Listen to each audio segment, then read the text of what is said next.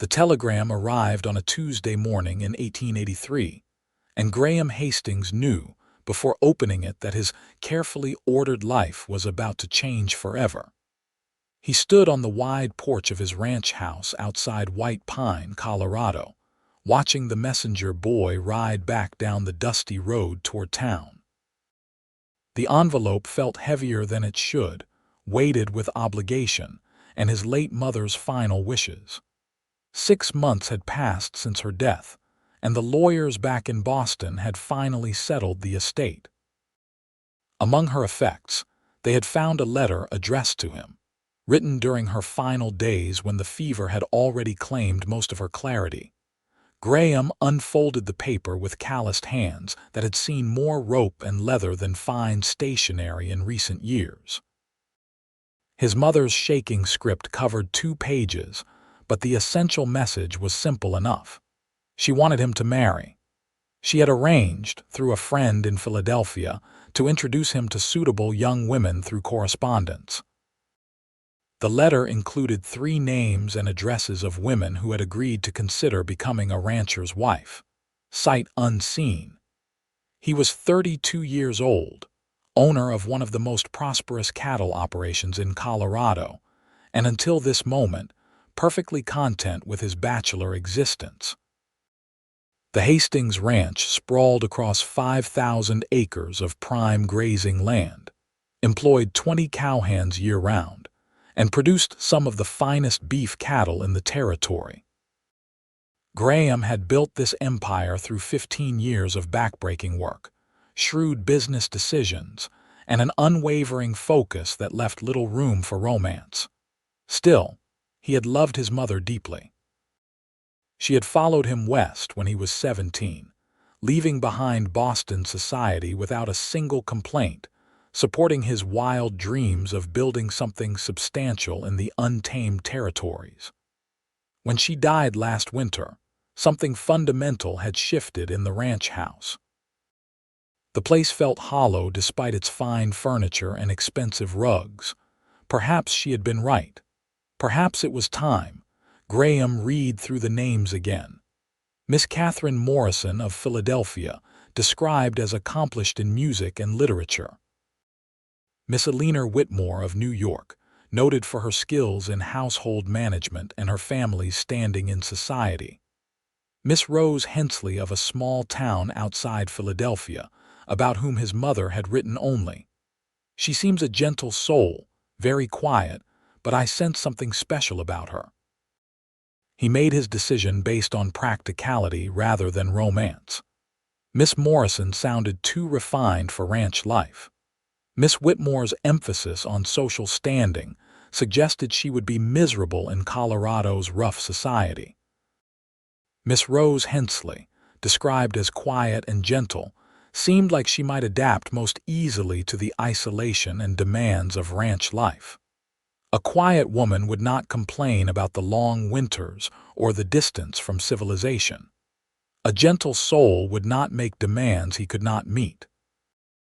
Graham wrote his letter that evening, sitting at the heavy oak desk in his study. He was honest about his circumstances, neither embellishing nor downplaying what life on a Colorado ranch entailed. He described the harsh winters, the isolation, the hard work that running such an operation required. He mentioned his age, his appearance in basic terms, and his expectations for a wife. In return, he offered security, a comfortable home, and respectful treatment. It was not a romantic letter, but Graham had never been a romantic man. 3 weeks later, Rose Hensley's reply arrived. The handwriting was neat and careful, the words few but thoughtful. She accepted his proposal with simple directness. She had no family left, she wrote, and the idea of a fresh start in the West appealed to her. She asked for a month to settle her affairs and would arrive in White Pine by late September. Graham made arrangements with his foreman, a gruff but capable man named Dutch Sanders, to manage things while he prepared for his bride's arrival. The ranch house needed a woman's touch after years of bachelor occupation. He hired 2 women from town to clean thoroughly, to check that the kitchen was properly stocked, to ensure the bedroom he had designated for Rose was comfortable and welcoming. "You are really going through with this?" Dutch asked one afternoon as they watched the women hang fresh curtains in the parlor. "Marrying some woman you have never even seen." "My mother's dying wish," Graham replied, which was answer enough for Dutch. Everyone on the ranch had loved Martha Hastings. What if she is ugly as a mud fence? Then she is ugly as a mud fence.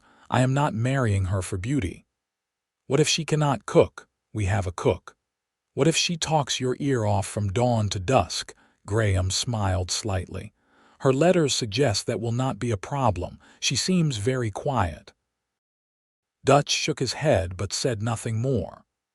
Graham knew what his foreman was thinking.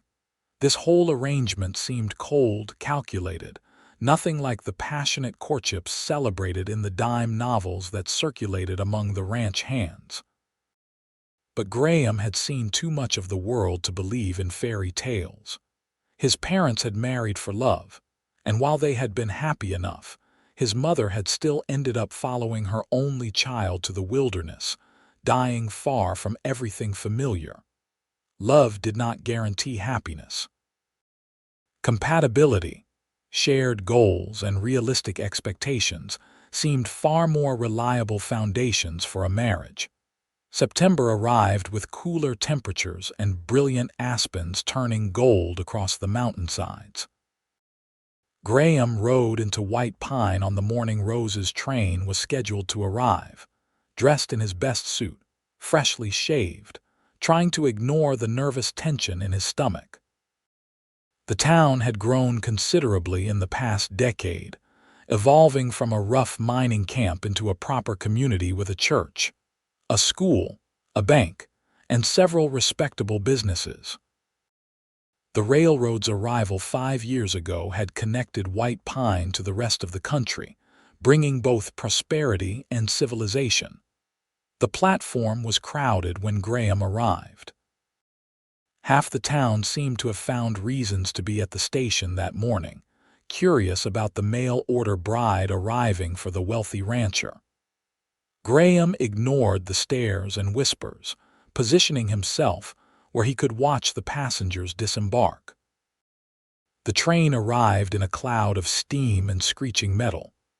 Graham watched travelers step down, one after another, scanning for a woman traveling alone. He saw a family with several children, 2 men in business suits, an older couple, and then her. Rose Hensley was smaller than he had expected, barely reaching his shoulder, even accounting for the distance between them. She wore a simple gray traveling dress that had seen considerable wear, and carried a single worn carpetbag that appeared to contain all her worldly possessions. Her hair was a nondescript brown, pulled back severely from a pale face. She stood on the platform looking lost and overwhelmed, her eyes searching the crowd with obvious anxiety. She was not beautiful, Graham noted with something like relief.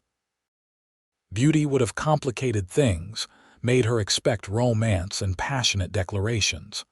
But she was not ugly either, just plain, forgettable, the kind of woman who could disappear into a crowd without anyone noticing.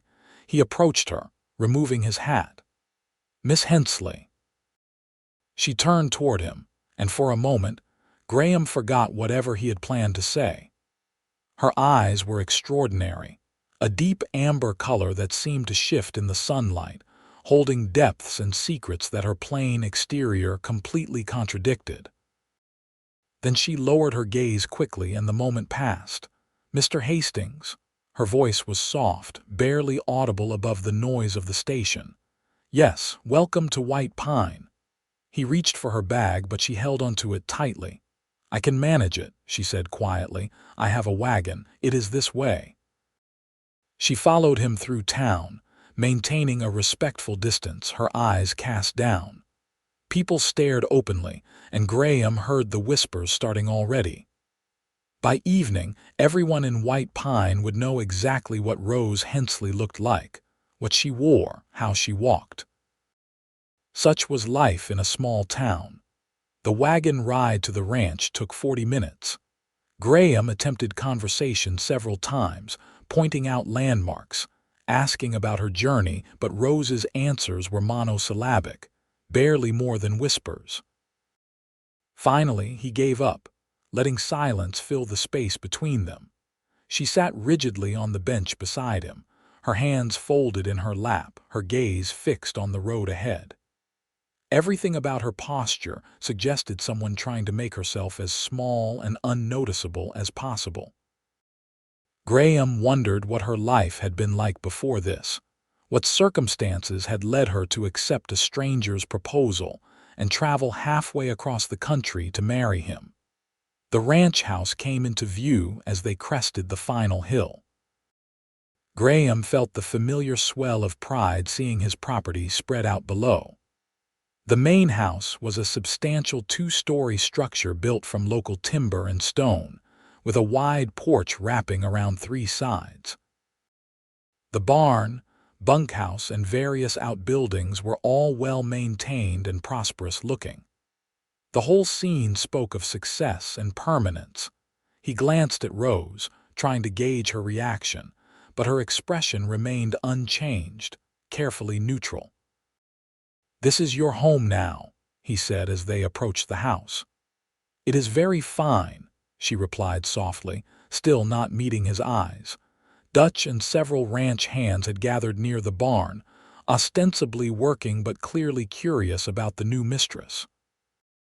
Graham helped Rose down from the wagon, noting how she flinched slightly when his hand circled her waist. She was rail-thin beneath the layers of clothing, as if she had not been eating properly for some time. Inside, the house smelled of fresh bread and coffee.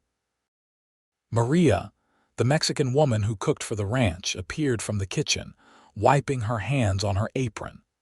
Graham made introductions, grateful when Maria's warm greeting brought the first genuine smile to Rose's face, however brief. "I will show you to your room," Graham said. "We will marry tomorrow if that suits you. The pastor can come here, just a simple ceremony. Then you will have time to settle in properly." "Tomorrow is fine," Rose agreed quietly. He led her upstairs to the bedroom he had prepared. It was a pleasant room with windows overlooking the mountains, furnished with a good bed, a wardrobe, a desk, and a comfortable chair. Fresh flowers stood in a vase on the nightstand. The necessary is out back, though we do have a bathing room downstairs with a copper tub. "Maria will bring you hot water whenever you need it. My room is down the hall. After we are married, we can discuss arrangements." He paused, trying to find the right words. "I am not expecting, that is, I understand this is a business arrangement. I will not force myself on you." Rose's cheeks colored slightly, but she nodded. "Thank you, Mr. Hastings. You should call me Graham." "Graham," she repeated softly, testing the name. He left her to rest and unpack, retreating to his study where he poured himself a generous whiskey. Well, it was done. In a day's time, he would be married to a woman he barely knew, fulfilling his mother's dying wish. The arrangement was practical, sensible, exactly what he had wanted. So why did he feel so unsettled? That evening, Graham invited Rose to join him for dinner. She appeared wearing the same gray dress, her hair still pulled back severely. She barely ate, picking at Maria's excellent roast chicken and vegetables, pushing food around her plate like a child avoiding an unwanted meal. "Is the food not to your liking?" Graham asked. "It is very good." "I am just not very hungry. The journey was long. Of course.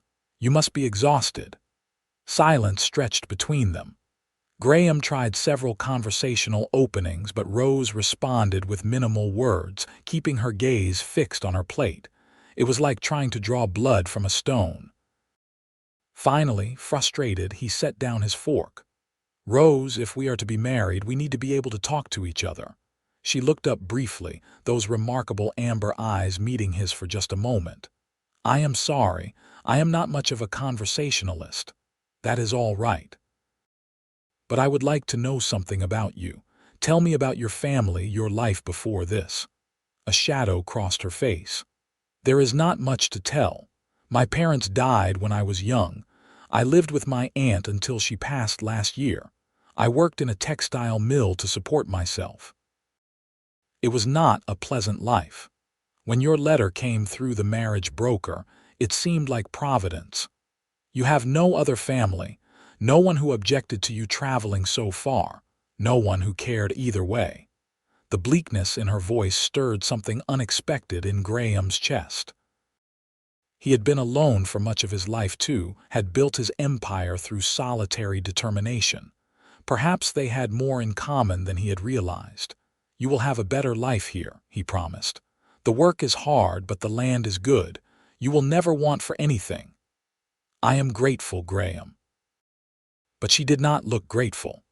She looked resigned, like someone who had learned not to expect much from life and had no reason to believe that would change now.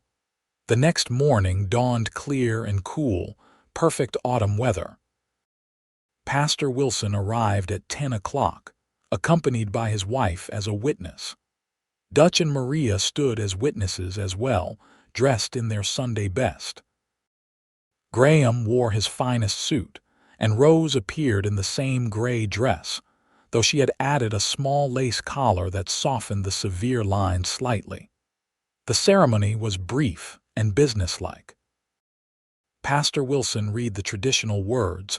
Graham and Rose made their vows in steady voices, and just like that, they were married. Graham slipped a simple gold band onto Rose's finger, noting how her hand trembled slightly in his. "You may kiss your bride," Pastor Wilson announced with a smile. Graham hesitated, then leaned down and pressed a chaste kiss to Rose's lips. They were soft and cool, and she stood perfectly still throughout, neither responding nor pulling away. It was like kissing a statue. Maria had prepared a small wedding breakfast, and they all sat around the dining table making awkward conversation. Mrs. Wilson tried valiantly to draw Rose into the discussion, asking about her journey and her first impressions of Colorado, but Rose's answers remained frustratingly brief. After an hour of stilted pleasantries, the pastor and his wife departed, offering congratulations and promises to see them in church on Sunday.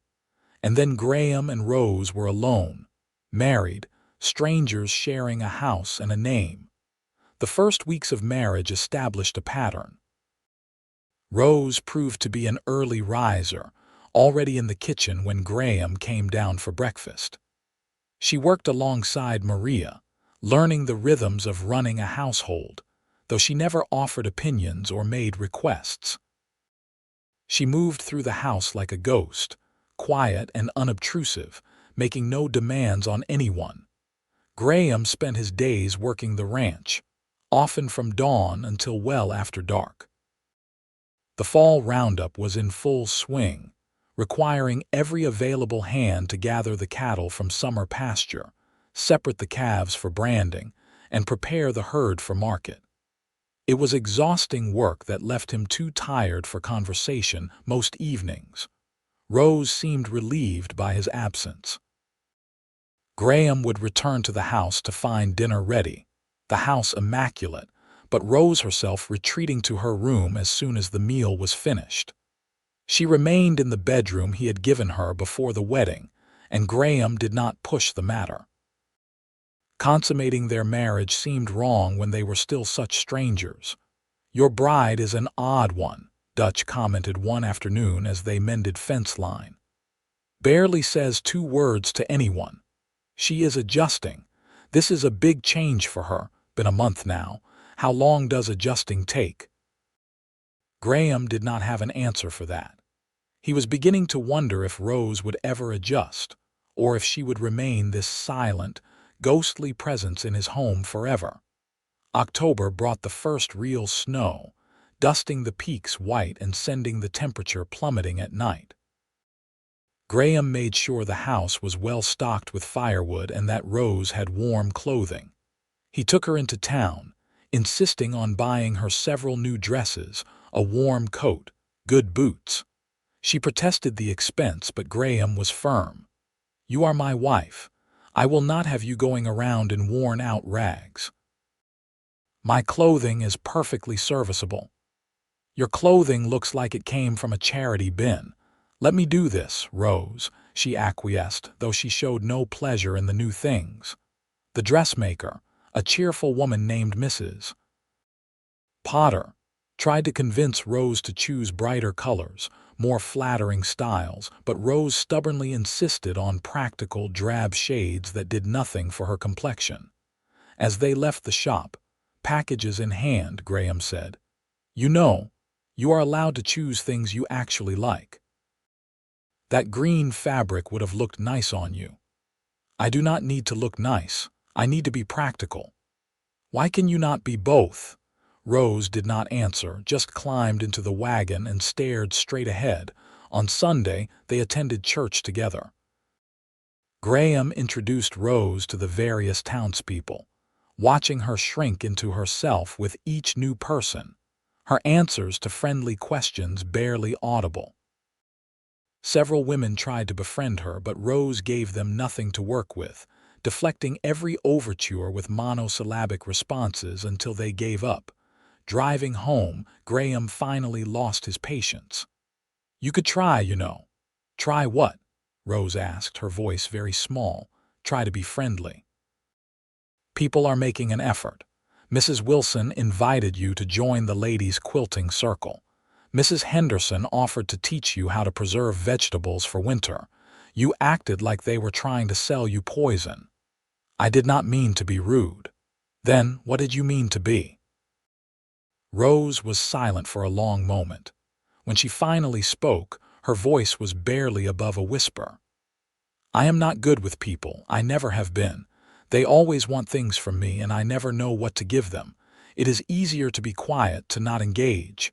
Then I cannot disappoint anyone." The defeat in her words gave Graham pause. "Who taught you that? That you are a disappointment?" "Everyone. My aunt, my employers at the mill, the other workers. I learned early on that staying quiet and invisible was the safest course. You are not at the mill anymore. And you are not invisible, Rose. You are my wife. People in town want to know you." "Why would they want to know me? I am nobody." Graham pulled the wagon to the side of the road and turned to face her. "You are not nobody. You are Rose Hastings, wife of one of the most successful ranchers in the territory. You can be whoever you want to be here. This is a fresh start." For just a moment, something flickered in those amber eyes, something that might have been hope or longing. Then it was gone, shuttered behind her usual careful blankness. "I will try," she said quietly, "but I cannot promise to be someone I am not. I am not asking you to be someone else. I am asking you to be yourself, whoever that is." But Rose looked away, and Graham had the unsettling feeling that she had no idea who herself actually was. November brought bitter cold and several serious snowstorms. The ranch work continued despite the weather, though Graham tried to spend more time at the house, conscious of Rose's isolation. She had still not made any friends in town, had not attended the quilting circle or taken up any of the social invitations offered. What she had done was make the ranch house feel like a home. Fresh bread appeared daily. The rooms gleamed with cleanliness. She had started a kitchen garden behind the house, preparing it for spring planting. She mended clothing for the ranch hands without being asked, and had reorganized the entire pantry into a model of efficiency. She worked constantly, from dawn until she retreated to her room each night, as if afraid that stopping would make her dispensable. Graham found it both admirable and deeply sad. This woman who had come west to be his wife seemed to think her worth depended entirely on how useful she could make herself. One evening in late November, Graham was working in his study when he heard something unusual. Music, faint and ethereal, coming from somewhere in the house. He set down his ledger and followed the sound to the parlor. Rose stood at the window, her back to the door, gazing out at the snow-covered landscape. And she was humming, so softly he could barely hear it, a melody both haunting and beautiful. As he watched, frozen in the doorway, the humming evolved into quiet singing, wordless but achingly lovely. Graham had never heard anything like it. Rose's speaking voice was pleasant enough but unremarkable, soft and forgettable. This was something entirely different. This was pure, crystalline sound that seemed to bypass his ears and resonate directly in his chest. This was a voice that professional opera singers would envy, a voice that belonged in concert halls and grand theaters, not hidden away in a Colorado ranch house. His boots creaked on the floorboard. Rose stopped instantly, spinning around, her face draining of color. "I am sorry," she gasped. "I did not mean to disturb you. I thought everyone was asleep." "Rose." Graham could not find words for what he wanted to say. "That was extraordinary. Your voice is extraordinary." She shook her head violently, wrapping her arms around herself. "Please do not make me sing. Please, make you. I am not making you do anything. I just meant that you have real talent. Why have you been hiding it? I do not sing anymore." Her voice had gone flat, dead. "But you just were." "I forgot myself. It will not happen again." She tried to slip past him, but Graham caught her arm gently. "Wait, I do not understand. Why would you hide something so beautiful?" Rose stared at the floor, her whole body rigid. "My aunt forbade it. She said singing was vanity, that it drew unwanted attention, that it made me think I was special when I was not. She said it would bring nothing but trouble." "Your aunt sounds like a miserable woman." "She took me in when my parents died. She fed and clothed me. I owed her obedience." "She is dead now, Rose. You do not owe her anything anymore." Rose pulled free of his grip. "You do not understand. Good night, Graham."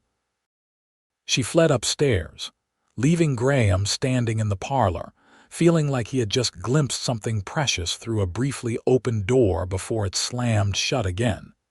He could not stop thinking about it. For the next several days, Graham found himself listening for Rose's voice, hoping to hear that extraordinary sound again. But the house remained stubbornly silent, except for the usual domestic noises. Rose, if anything, became even more withdrawn, barely speaking at all, as if afraid any words might accidentally transform into song. It drove Graham to distraction. He had thought he was marrying a simple, quiet woman who would be an undemanding presence in his life. Instead, he had married a mystery, a woman with layers and secrets, with extraordinary gifts she seemed determined to bury. And for reasons he could not entirely explain, it bothered him immensely. One afternoon, while working in the barn with Dutch, Graham found himself confessing the whole story. Dutch listened, then said, "So the quiet little mouse can sing like an angel. Why does that bother you so much?" "Because she will not do it. She has this incredible gift and she is hiding it like it is something shameful. Maybe to her it is." "That makes no sense." Dutch gave him a long look. "Boss, forgive me for speaking plainly, but you married that girl sight unseen, based on nothing but letters. You said you wanted a quiet wife who would not make demands, who would just fit into the background of your life.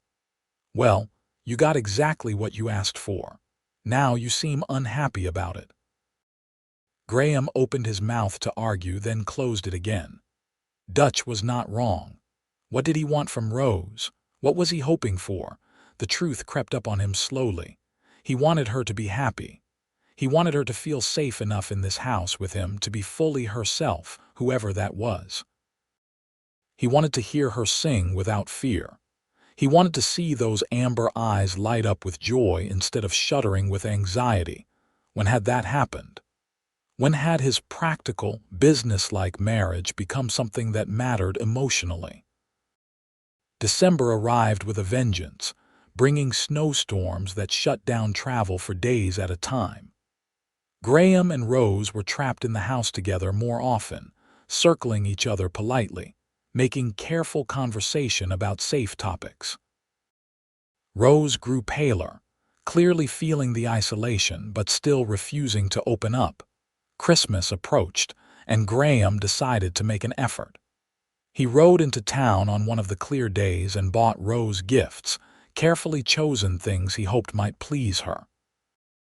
A warm shawl in a soft blue that would bring out her eyes, a leather-bound journal with blank pages, a music box that played a gentle melody on Christmas morning.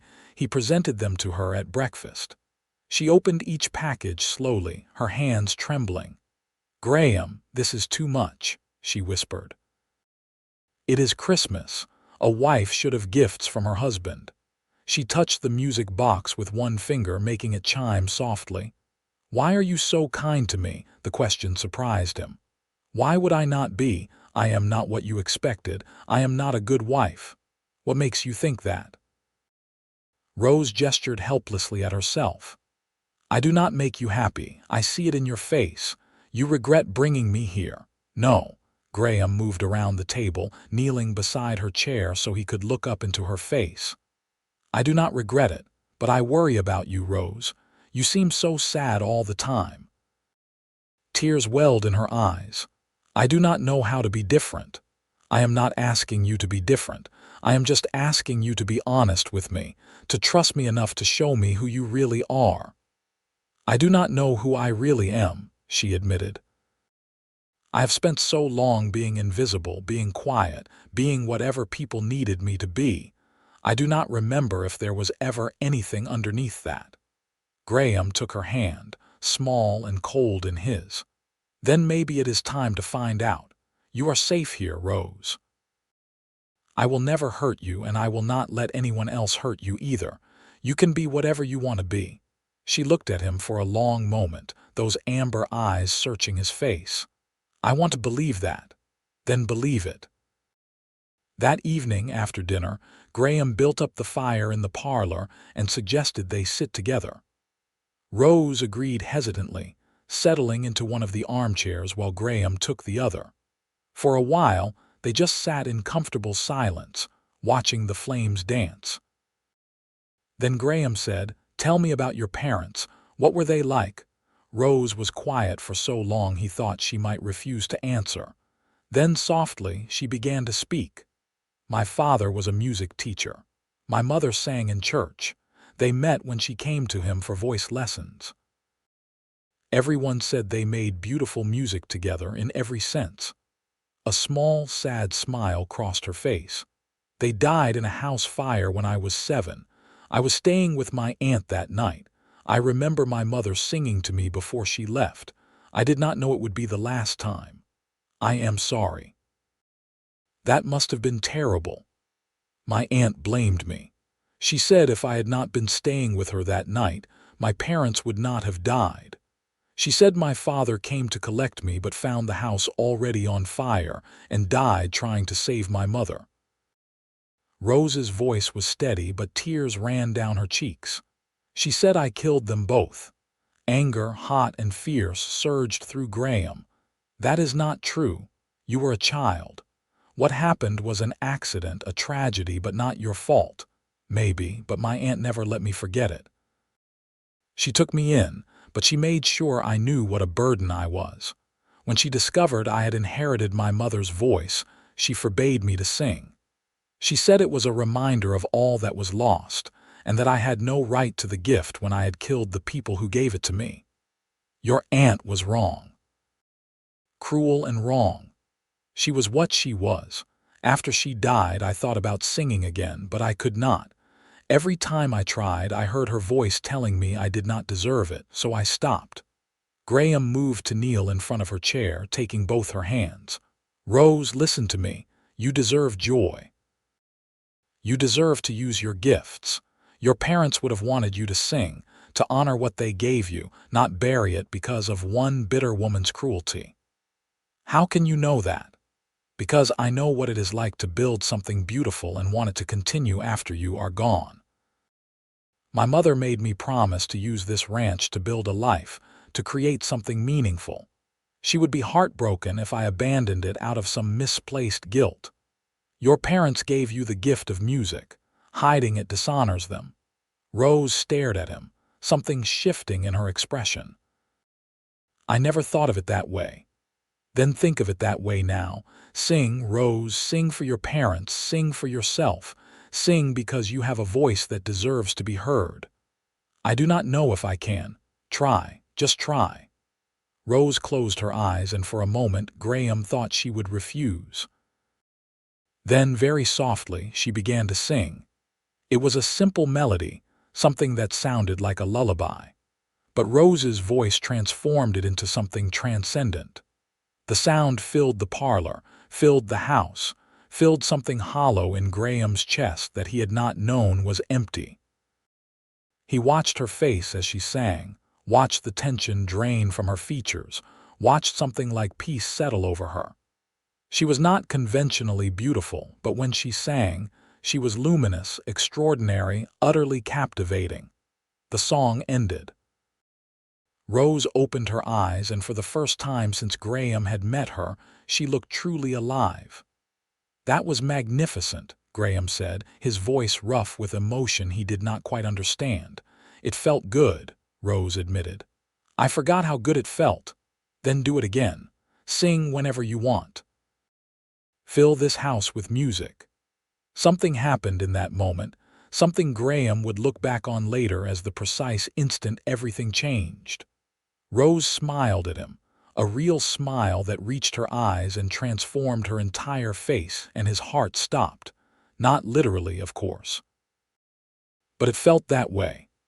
Time seemed to suspend as he stared at this woman, his wife, and realized with stunning clarity that he was falling in love with her. How had this happened? When had the practical arrangement become something more? When had her happiness started mattering more than his own comfort? When had the thought of living the rest of his life with this quiet, damaged, extraordinary woman started feeling like the greatest gift he could imagine? "Graham, are you all right?" Rose asked, concern creasing her brow. "Yes," he managed. "I am fine. Better than fine." But his hands were shaking as he stood, retreating to his chair, trying to process this revelation. He was in love with his wife, with Rose, with the woman he had chosen specifically because she seemed like she would not complicate his life. The irony was not lost on him. Over the next weeks, something shifted between them. Rose sang more often, tentative at first, then with growing confidence.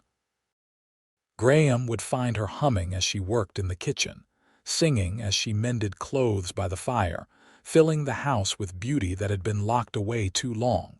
She bloomed like a flower finally receiving sunlight. The color returned to her cheeks. She smiled more readily.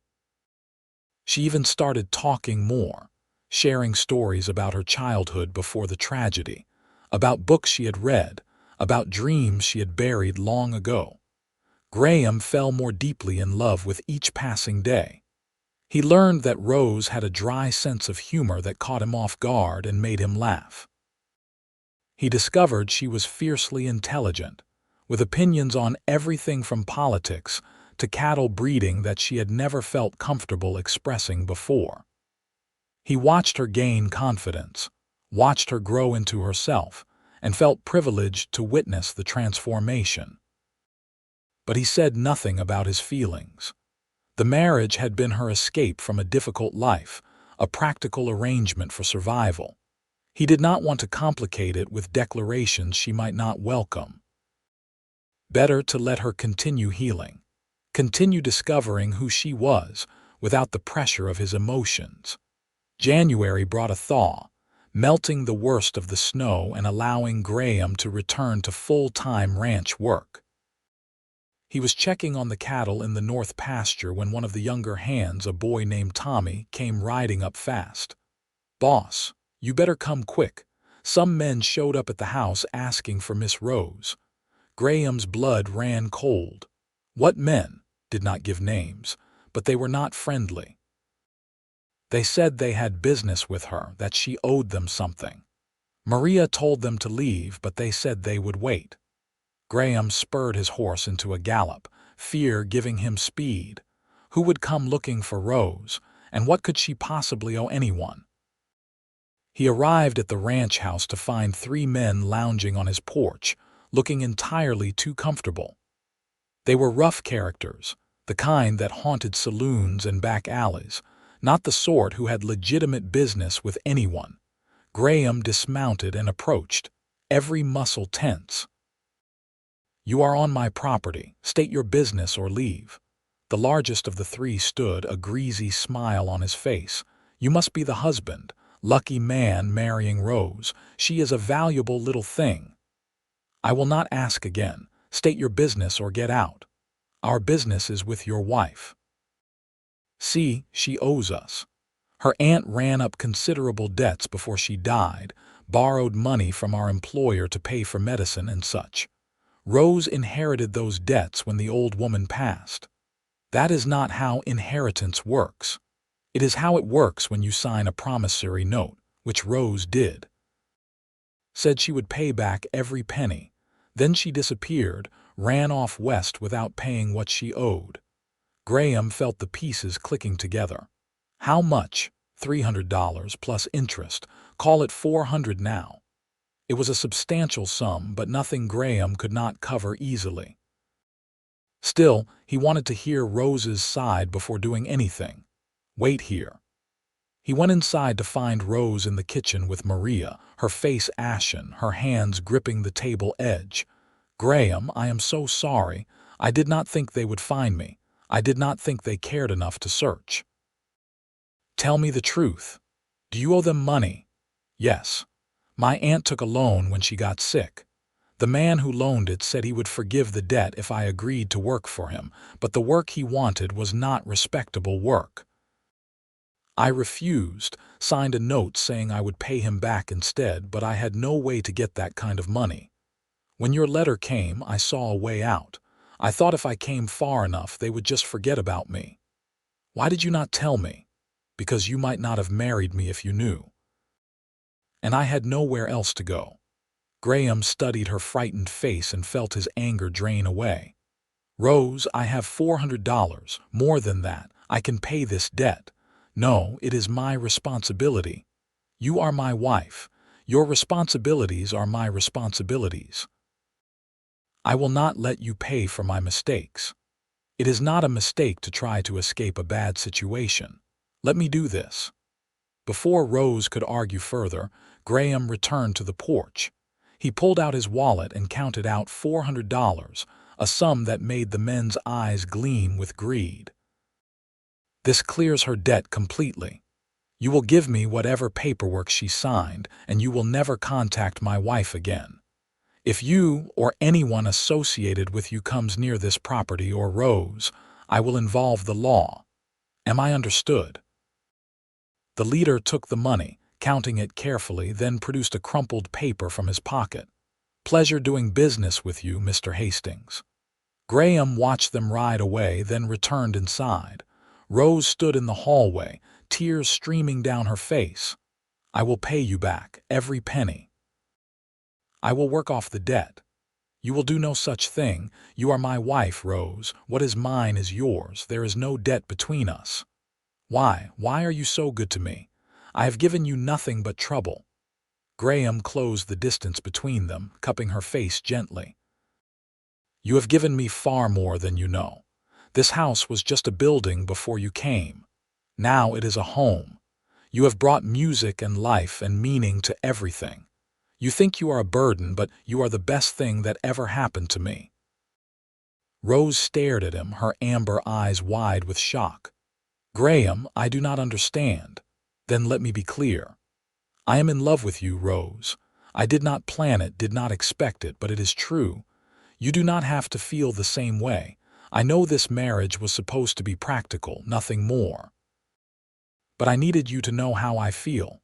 For a long moment, Rose said nothing. Then, rising on her toes, she kissed him. It was nothing like the chaste kiss they had shared at their wedding. This was real, deep, full of emotion that had been building for months.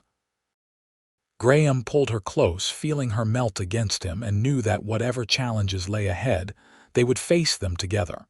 When they finally broke apart, Rose was smiling through her tears. "I love you too. I have been afraid to admit it, afraid that if I let myself feel anything, it would be taken away like everything else I have ever loved. But I cannot hide it anymore. I love you, Graham Hastings." He kissed her again, and this time when he swept her into his arms and carried her upstairs, she did not protest. They finally consummated their marriage that afternoon, and it was everything Graham had not known he was waiting for. Rose was tender and passionate, vulnerable and strong, and being with her felt like coming home. Afterward, lying tangled together in Graham's bed, Rose traced patterns on his chest. "I cannot believe this is real, that I am allowed to be happy. You are allowed to be anything you want to be. I want to be yours. You already are, and I am yours. We belong to each other now." Spring arrived slowly, the snow retreating from the valleys as temperatures climbed. Graham taught Rose to ride, delighting in her laughter when her horse cantered across the meadows. She grew stronger, healthier, shedding the gaunt shadows of her past. True to her word, Rose attended the quilting circle in town, and though she was still quiet, she made efforts to connect with the other women. Mrs. Wilson became a genuine friend, as did several others who appreciated Rose's gentle nature and dry humor once she felt comfortable enough to show it. The ranch prospered as well. Graham hired additional hands as his herd expanded, buying up adjoining properties as they became available. He consulted Rose on decisions, valuing her sharp mind and practical insights. She proved to have a good head for business, suggesting improvements to operations that increased efficiency and profits. But the best moments were the quiet evenings when Rose would sing. Sometimes she sang old hymns her mother had taught her. Sometimes she sang ballads or folk songs she remembered from childhood. Sometimes she simply improvised, creating melodies that existed only in that moment, gifts of beauty that could never be repeated. The ranch hands would stop what they were doing when they heard her voice drifting from the house, standing in silent reverence for something extraordinary. Word spread through White Pine about Rose Hastings's remarkable gift. The pastor asked her to sing in church, and after some hesitation, she agreed. That first Sunday, when Rose stood before the congregation and sang a traditional hymn, there was not a dry eye in the church. Her voice, powerful and pure, lifted hearts and stirred souls. After the service, people crowded around, offering praise and thanks. "You have a gift from God," Pastor Wilson told her seriously. "Thank you for sharing it with us." Rose held Graham's hand tightly. "It feels right to sing again, like I am finally honoring my parents' memory properly." Summer brought long days of hard work and short nights of deep contentment. Graham had never been happier. He would wake with Rose in his arms, spend his days working land he loved, and return each evening to a wife who made everything worthwhile. One evening in July, as they sat on the porch watching the sunset paint the mountains gold and crimson, Rose said, "I have something to tell you." Graham looked at her, noting the nervous excitement in her eyes. "What is it?" "I am with child. We are going to have a baby." Joy, pure and overwhelming, swept through him. Graham pulled Rose into his arms, kissing her thoroughly. "That is wonderful news, the best news. You are not worried. Childbirth is dangerous out here, far from proper doctors. We will make sure you have the best care available. Doc Henderson in town is good, and we can bring in a specialist from Denver if needed. You are going to be fine, and our child will be fine." Rose relaxed against him. "I hope I will be a good mother. I did not have the best example. You will be an amazing mother. Our children will be loved and encouraged and allowed to be whoever they are meant to be. Children, You think there will be more than one? Graham grinned. I hope so. I want this house full of life and music and laughter. That autumn was busy as they prepared for the baby's arrival. Graham converted one of the spare bedrooms into a nursery, building a cradle with his own hands. Rose sewed tiny clothes and blankets, singing as she worked. Maria fussed over Rose like a mother hen, making sure she ate properly and rested enough. Rose's pregnancy proceeded normally, though she grew enormous by winter, her small frame struggling with the burden. Graham worried constantly, but Rose remained in good spirits, joking about feeling like a whale on land. I cannot even see my feet anymore, she complained one evening. Your feet are still there, I checked, Graham assured her, rubbing her swollen ankles, and they still work, perfectly, though they might appreciate a rest now and then. Rose laughed, the sound he loved more than anything. I cannot rest, I am too excited. In just a few months we will meet our baby. I love you, Graham said suddenly, the words spilling out. I love you so much, Rose. I did not know life could be this good. She leaned over her belly to kiss him. I love you too. You saved me, Graham. Not just from poverty or debt, but from a life where I did not exist, even to myself. You made me real again.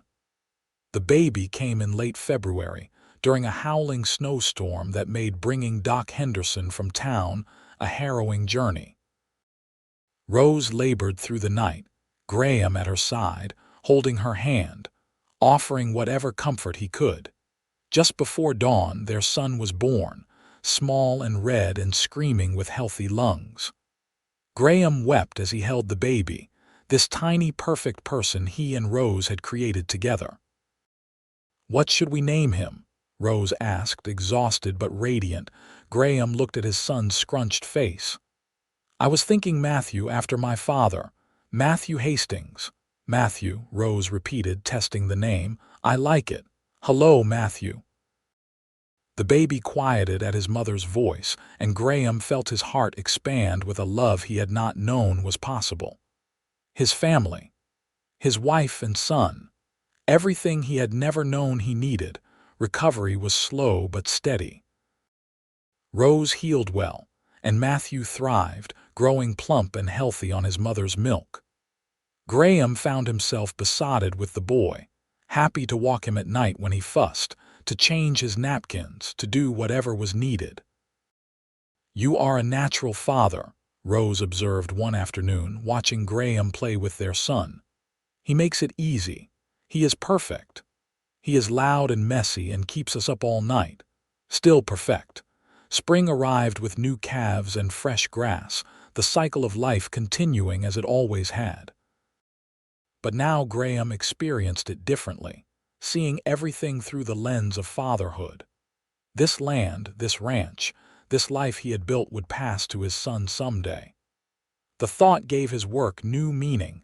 Matthew grew quickly, reaching milestones that delighted his parents. His first smile, his first laugh, the day he rolled over on his own. Rose sang to him constantly, and Graham loved watching them together, his wife and child, the center of his world. One evening, when Matthew was 6 months old, they had visitors. A traveling theatrical company passed through White Pine, and the director, having heard about Rose's voice, came to the ranch hoping to recruit her. Madam, I am going to be direct, he said, sitting in their parlor. You have a voice that could make you famous. We would like you to join our company, tour the major cities. You could sing in front of thousands, make real money doing what you love. Rose listened politely, then shook her head. Thank you, but no. My place is here with my family. You are wasting your talent, stuck on a ranch in the middle of nowhere. I am not wasting anything. I sing every day for people I love in a place I love. That is not a waste. The director tried several more arguments, but Rose remained firm.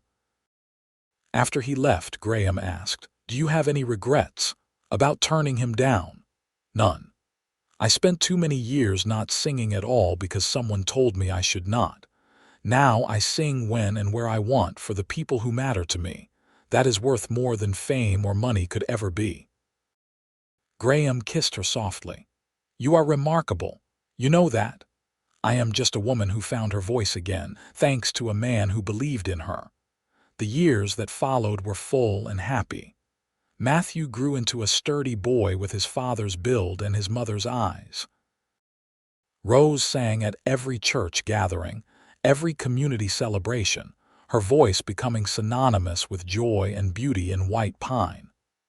People came from surrounding towns just to hear her sing, but she never charged money, never turned it into a business. It remained a gift, freely given. When Matthew was 3, Rose became pregnant again. This time she carried with more confidence and the birth was easier. They welcomed a daughter, whom they named Lily Martha, after the flower and Graham's mother. Lily was small and delicate, with Rose's features and a temperament that was cheerful from day one. "Two perfect children," Graham marveled, holding Lily while Matthew toddled around the parlor. "And you want more," Rose said, reading his expression. "Maybe 1 or 2 more if you are willing."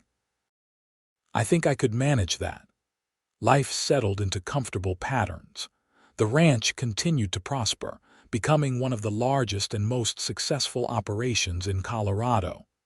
Graham took on partners to help manage the workload, ensuring he had time to spend with his growing family. Rose taught both children to sing, though neither inherited her extraordinary gift. Still, the house rang with music, with laughter, with the sounds of a family deeply connected. Matthew showed interest in ranching from an early age, trailing after his father whenever allowed. Lily was more bookish, preferring stories and drawing to outdoor activities. When Matthew was 6 and Lily 3, Rose gave birth to twin boys, James and Samuel.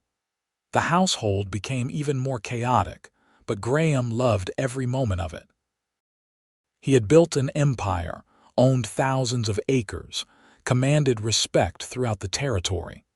But his greatest achievement, his truest treasure, was the family that filled his house with life. Remember when you wanted a quiet wife who would not make demands? Rose teased one evening as they sat on the porch listening to the children play inside. "I was an idiot. Thank God you did not stay quiet. You drew me out. You made it safe for me to be myself. We made each other better. That is what love does." The children grew, each developing their own personalities and interests. Matthew became a skilled horseman and natural leader, clearly destined to take over the ranch someday. Lily discovered a talent for teaching, helping the younger children in town learn to read. James loved animals of all kinds, always bringing home injured creatures to nurse. Samuel was the dreamer, always making up stories and songs. Rose's hair gained silver threads, though Graham thought she grew more beautiful with each passing year. The frightened, diminished woman who had stepped off the train in White Pine had transformed into someone confident, vibrant, beloved by everyone who knew her. She ran the household with calm efficiency, served on the school board, organized community events, and still sang whenever asked. "I finally figured out who I am," she told Graham on their 10th anniversary. "I am Rose Hastings, wife, mother, friend, singer, and I am happy, truly, deeply happy. So am I. Marrying you was the best decision I ever made. Even though I came with debts and secrets and a terrible fear of my own voice, especially because of all that, you were worth the effort of understanding, worth every moment of patience and faith." Rose leaned against him, fitting perfectly under his arm as she always did. "Your mother was wise, arranging for you to marry. I wish I could have thanked her. I think she knows. I think she is looking down and smiling, seeing what we built together." As Graham and Rose grew older, they watched their children mature and find their own paths. Matthew married a rancher's daughter from a neighboring property, merging the two operations and ensuring the Hastings Ranch would continue for another generation. Lily became a teacher in White Pine, beloved by her students. The twins both left Colorado for college, though they returned regularly, unable to resist the pull of home. Grandchildren arrived, filling the ranch house once again with young voices. Graham taught them to ride, to understand the land, to appreciate the legacy they were inheriting. Rose sang to them, passing down the songs her mother had taught her, ensuring the music continued through the generations. On their 20th anniversary, the town of White Pine threw a celebration in Graham and Rose's honor. Nearly everyone in the territory attended, gathering to recognize the couple who had become pillars of the community. There were speeches about Graham's business success and philanthropy, about Rose's contributions to the church and school, but the highlight came when Rose sang. At 60 years old, her voice had lost none of its power or beauty. She sang the same simple lullaby she had sung that first night Graham heard her, the night everything changed. And as her voice filled the room, Graham felt his heart stop again, just as it had that first time, overwhelmed by love and wonder that this extraordinary woman was his. Afterward, people crowded around, offering congratulations and thanks. But Graham only had eyes for Rose, who navigated the crowd with grace and warmth, no longer the frightened girl who could not meet anyone's gaze. "You have come so far," he murmured when they finally had a moment alone. "We have come so far," she corrected.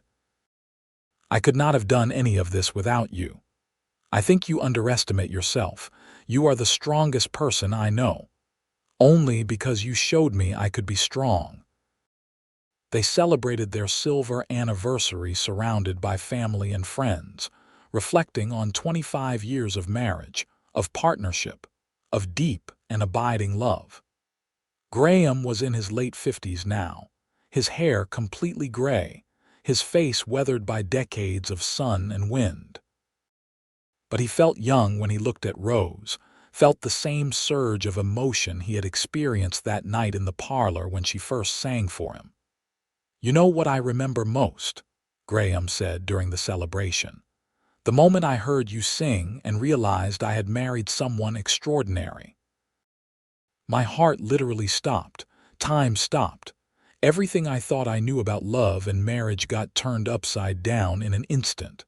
Rose smiled, her amber eyes still as captivating as ever. "I remember that night too. It was the first time I felt free.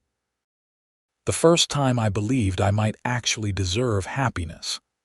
You deserve everything good this world has to offer." Their children and grandchildren gathered around, insisting on hearing the story of how they met for what must have been the 100th time. Graham and Rose obliged, trading stories about mail-order marriages and quiet brides and the moment everything changed. "So the lesson is to marry a quiet woman," Matthew joked. "The lesson is to look beneath the surface," Graham corrected. "Your mother taught me that people are deeper than they appear, that patience and faith can reveal extraordinary things. And your father taught me that I was worth more than I believed," Rose added. "That my voice, my thoughts, my very existence mattered." As the sun set on their anniversary celebration, Graham and Rose sat on the porch of the ranch house, watching their family, feeling the satisfaction of a life well lived. "If you could go back," Rose asked, "would you change anything?" Graham considered. "I would have told you I loved you sooner. I wasted months trying to be practical when my heart knew the truth. And I would have trusted you sooner, let you see who I was without so much fear. We got there eventually. That is what matters." The years continued to pass, bringing the inevitable changes that time brings. Graham's joints stiffened, making the physical work of ranching more difficult, though he still rode out to check on the cattle whenever possible. Rose's voice lost some of its power, though it remained beautiful, and she continued to sing at every opportunity. They celebrated their 30th anniversary quietly, just the two of them, taking a trip to Denver for a week of theater and fine dining. It was a rare indulgence, leaving the ranch in Matthew's capable hands, but they savored the time alone together. "This is nice," Rose said one evening as they dressed for the opera, "but I will be happy to go home. Getting nostalgic in your old age. I am not old. I am distinguished." She gave him a playful swat. "But yes, I miss home. I miss the mountains and the ranch and our family. We will go back in a few days. But tonight, let me take my beautiful wife to the opera and pretend we are sophisticated city folk." The opera was excellent, though Graham spent more time watching Rose's face than the stage. She listened with complete attention, her expression rapt, transported by the music. This was what he loved most, seeing her fully engaged with something she loved, no longer hiding or diminishing herself. After the performance, they walked through Denver's gas-lit streets, holding hands like young lovers. "Thank you for this," Rose said, "for understanding that I love music even though I chose family over fame. You never had to choose, you have both. You have a family that loves you and a voice that brings joy wherever you share it. I am so lucky. Sometimes I still cannot believe how lucky I am. I am the lucky one, a lonely rancher who sent for a quiet bride and got a woman who transformed his entire life." They returned to White Pine renewed, ready to embrace their roles as grandparents and community elders. Graham officially retired from day-to-day ranch operations, though he remained chairman of the Hastings family business. This gave him more time to spend with Rose, to travel when they wanted, to simply enjoy each other's company. Their grandchildren grew, some staying in White Pine, others scattering across the country to pursue their own dreams. But they all returned regularly, drawn by the love and stability of their grandparents' home. On their 40th anniversary, the entire family gathered for a massive celebration. 4 children, 12 grandchildren, and 3 great-grandchildren filled the ranch house to bursting. Graham looked around the crowded rooms and felt overwhelming gratitude. This was his legacy. Not the land or the cattle or the money, but the family, the love, the connections that would continue long after he was gone. That evening, after the guests had departed and only immediate family remained, Rose sang. Her voice was thinner now, aged, but still achingly beautiful. She sang the lullaby her mother had taught her, the one she had sung to all her children and grandchildren, passing down a tradition of love and music. Graham listened with tears streaming down his face, not caring who saw. After 40 years of marriage, he still felt the same way he had that first night. His heart stopped. Time stopped. There was only Rose and her voice and the overwhelming love that filled every corner of his being. When the song ended, Graham stood and took Rose's hand. "Thank you," he said simply. "For singing, for loving me, for building this life with me. You are my heart, Rose, you always have been." Rose smiled, her amber eyes bright with tears. "And you are mine, my partner, my love, my home." They were in their 70s when Graham's health began to fail. His heart, which had stopped so many times metaphorically from love, began having actual trouble. The doctor prescribed rest, limited activity, medications that helped but could not cure. Rose nursed him tenderly, reading to him, singing softly when he could not sleep, simply sitting with him during the long afternoons. Matthew had taken over complete control of the ranch, leaving Graham free to focus on what really mattered. "I am not afraid," Graham told Rose one evening. "I have lived a full life, a happy life. The only regret I have is leaving you." "You are not going anywhere yet," Rose said firmly. We have more time, and they did. Graham rallied, regaining enough strength to sit on the porch, to visit with his grandchildren, to enjoy one more summer watching the sun set over his land. Rose never left his side, their hands intertwined, their love as strong as ever. It was autumn when Graham finally passed, peacefully in his sleep with Rose beside him. He was 76 years old and had lived to see his empire prosper, his children thrive, and his grandchildren grow. But his greatest achievement, the thing he was most proud of, was the love he had shared with Rose. The funeral brought people from across Colorado, all coming to pay respects to a man who had been fair, generous, and deeply loved. But the moment everyone remembered most came when Rose stood to sing. Her voice was old now, wavering in places, but still heartbreakingly beautiful. She sang a hymn about eternal love and reunion, about hope and faith and the promise of seeing loved ones again. There was not a dry eye in the church. Afterward, Rose returned to the ranch, to the house that held so many memories. Her children worried she would fade without Graham, that she would lose her purpose. But Rose surprised them all. "I am not done yet," she told them firmly. "Your father and I built something meaningful here. I intend to see it continue." And she did. Rose lived another 15 years, remaining active in the community, watching more great-grandchildren be born, serving as the matriarch of the Hastings family with wisdom and grace.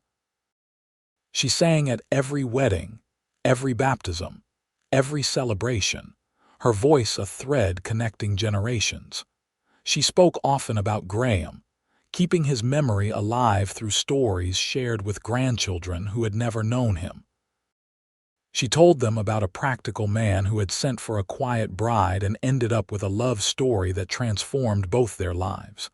She told them about the night she sang and his heart stopped, the moment everything changed. "True love is patient," she would say. "It sees beneath the surface. It creates space for people to become who they are meant to be. Your grandfather gave me that gift, and it is the most precious thing I ever received." Rose passed away peacefully at the age of 91, surrounded by family in the ranch house she had called home for 68 years. At her funeral, her grandchildren and great-grandchildren sang the lullaby she had taught them, their voices blending in harmony that would have made her proud. They buried her next to Graham on a hillside overlooking the ranch, under the vast Colorado sky they had both loved. The headstone reads simply, "Graham and Rose Hastings, together forever, love made us real."